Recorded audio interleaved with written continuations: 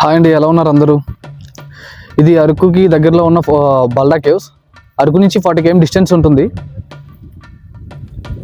ఈ ప్లేస్ని ఎక్స్ప్లోర్ చేయడానికి వచ్చాను. సో ఈ వీడియో కావాలనుకుంటే కానీ నా యూట్యూబ్ ఛానల్లో ఉంటుంది, ఒకసారి చెక్ చేయండి. వీడియో అయితే చాలా బాగుంటుంది. ఈవినింగ్ అయితే పైన ప్లేస్ ఉంది, ఇలా ఉంటుంది.